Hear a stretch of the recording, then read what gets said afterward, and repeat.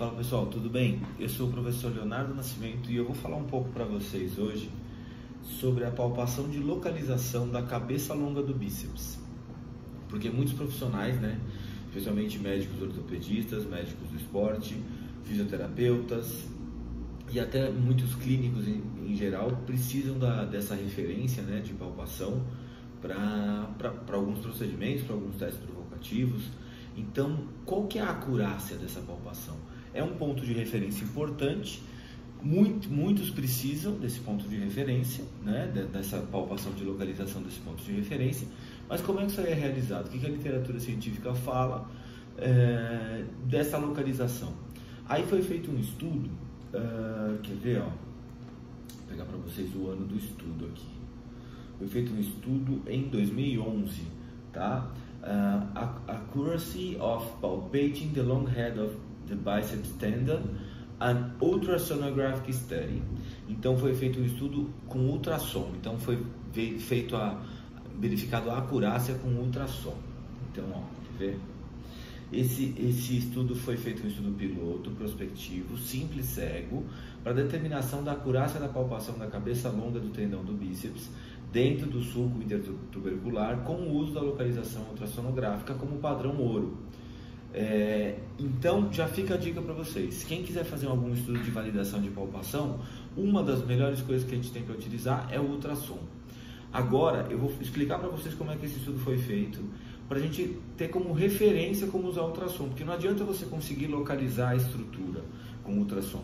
O que você precisa é conseguir ter pontos de referência, de mensuração dessa estrutura em relação a algum outro ponto fixo.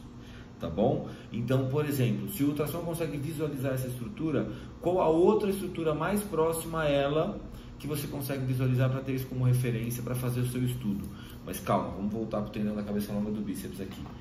Então, foram selecionados 25 voluntários assintomáticos de ambos os sexos, com idades entre 24 e 41 anos, uma média de 30,9, com índice de massa corporal de 19,3 a 36,3. Isso foi uma coisa que eu achei interessante. Eles não padronizaram o IMC. E a gente sabe que, de acordo com o IMC, algumas palpações podem ficar mais fáceis e outras podem ficar mais difíceis. Por exemplo, talvez uma palpação de localização de um ângulo inferolateral do sacro de uma pessoa com o IMC mais alto seja um pouco mais difícil, como os pontos da pelve, porque ali vai ter uma tendência a ter um acúmulo maior de gordura, porque é a região da cintura, a região de glúteo. Agora, se isso for numa pessoa mais magra, vai ser um pouco mais fácil. O tendão da cabeça longa do bíceps, se é uma pessoa com com menos massa muscular, pode ficar mais fácil. Então, é importante isso. Então, quando você for fazer algum estudo de palpação, também presta atenção nisso. Qual é o tipo de paciente que você vai ser tocado para ser avaliado, tá? E aí a gente pode também ter um tipo de estudo que avalie diferentes tipos de pacientes, diferentes tipos de IMCs de pacientes, para determinar exatamente isso. Qual que é mais fácil de localizar tal coisa ou não? Com ultrassom também. Vamos ver como é que a gente usa o ultrassom. Aí eles pegaram 3 examinadores, Então 3 pessoas avaliaram.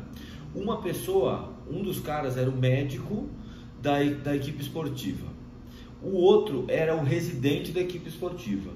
E o outro era um colaborador da equipe esportiva. Então eles tinham diferentes graus de prática, cada um deles, tá? Foi considerado mais experiente o médico, da equipe, o residente menos experiente, e o colaborador também menos experiente. Eles identificaram a localização da cabeça longa do bíceps no sulco por meio da palpação, e o paciente ficava sempre em decúbito dorsal, e eles marcaram a localização gravando com uma agulha na pele sobre o sulco. Então o que eles faziam?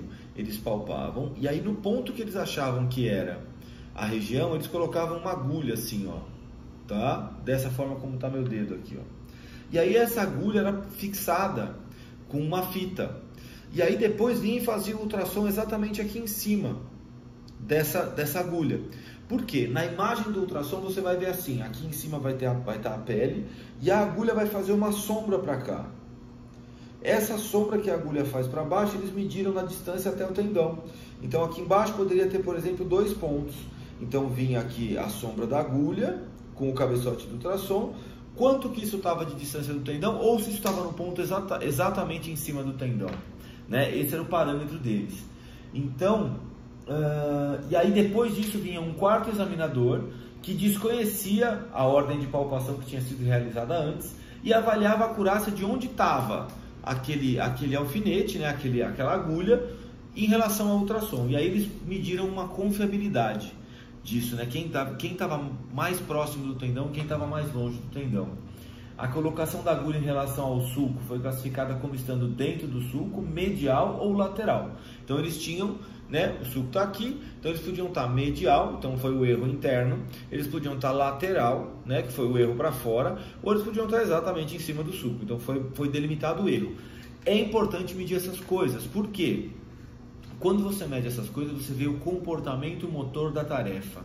E o comportamento motor da tarefa, especialmente em estudos de palpação, é muito importante, porque o seu comportamento motor indica que, assim, por exemplo, se todo mundo errar para o mesmo sentido, indica que talvez a metodologia de ensino daquilo esteja errada, porque está todo mundo errando para o mesmo sentido. Então, às vezes, a referência que as pessoas têm para medir, para localizar aquilo, está errada. Então, todo mundo errou. Se todo mundo errou, todo mundo teve o mesmo comportamento motor errado. Então, todo mundo aprendeu errado, no mesmo lugar. Ou alguma coisa leva você a confundir aquele padrão de erro, entendeu? Então aí precisa tirar essas diferenças, tá? E aí o que aconteceu? A taxa de precisão geral, tá? Dos 75 pacientes avaliados, eles conseguiram encontrar exatamente o tendão da cabeça longa do bíceps em 4. 1, 2, 3, 4, de 75. Entendeu? Então a acurácia geral foi de 5,3% em 3 médicos ou residentes de medicina, variando de 0% para o residente a 12% para o colaborador, com diferenças significativas entre examinadores. Todas as palpações ausentes, né, que foram realizadas para fora, erradas, foram localizadas medialmente. Lembra que eu falei para vocês? Eu já sabia, né, do estudo que eu já tinha lido antes, não estou lendo agora. Então, assim, ó, o que aconteceu? O comportamento motor do erro de todos eles foi para medial. Todos os que foram localizar a cabeça longa do bíceps tiveram comportamento motor de erro para medial. O que aconteceu?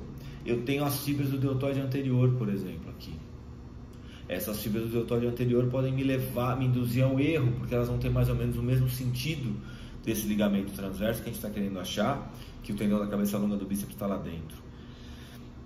Eu posso ter um erro anatômico ou eu posso ter um erro comportamental, né? De comportamento motor, tá? Nisso aí. E uma média de 1,4 a 1,4 milímetros de variação, tá bom? Então o erro foi medial em média de 1,4 milímetros. E uma coisa que é interessante é assim, esses milímetros foram diminuindo de acordo com a experiência do profissional. Então quando a gente fala muito de estudo de palpação que os resultados não mostram que o profissional melhora, esse aqui é um estudo que você pode falar, todo mundo está errado, mas quem está menos errado é o mais experiente.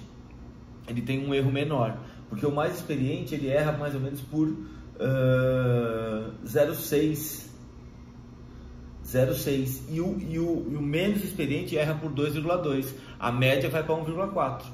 Entendeu? Então assim, quanto mais experiente o erro é menor. Olha que legal.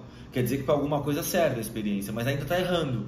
Então será que se a gente resolver o comportamento motor dele antes, treinar esse cara antes para localizar essa estrutura, ele consegue minimizar o erro dele? É sempre isso que a gente faz com a palpação. A gente sempre tenta minimizar o erro, né? Minimizar o nosso erro, porque errar a gente já está errado, a gente vê nos estudos que a gente já está errado. Então, estando errados, como é que a gente minimiza o nosso errado? Como é que a gente está menos errado? Essa é a palpação hoje, tá? Com base nessas metodologias, a gente tende a reproduzir o mesmo erro. O que mais tinha de conclusão interessante aqui? É assim, ó, um outro ponto importante que eu queria concluir com vocês. Se a gente está errando mais ou menos do mesmo jeito, se a gente está fazendo um comportamento motor do mesmo jeito, como é que a gente pode melhorar isso? Então é assim, ó, Primeira coisa, padronizando as metodologias de ensino de palpação. Como é que se ensina a palpar isso? Porque nós vamos no mesmo erro. E quais as estruturas anatômicas que podem levar a gente a confundir a estrutura que eu quero encontrar, certo? Esse estudo aqui, ó, vou falar para vocês mais uma vez, é um estudo de Gazilo, Finoff, Rao, Sayed e Smith. Accuracy of palpating of the long head of biceps tendon and ultrasonographic study. Então, quem quiser estudar palpação e usar esse modelo de estudo é muito interessante. A gente já fez 2 estudos similares a esse, tá? Dentro da escola que eu trabalho. Então a gente já fez 2 estudos, um a gente fez replicando a palpação de localização da cabeça longa do bíceps, que em breve a gente vai publicar, e aí eu posso falar dos resultados. E um outro que a gente fez mais ou menos parecido foi para a localização da espinhosa de L5, tá bom? Então eu vou mandar um abraço para o Rodrigo Gerzoni e para o Rafael Rios, que foram os caras que conduziram esses estudos aí. E a gente vai fazer muito mais estudos com ultrassom também agora.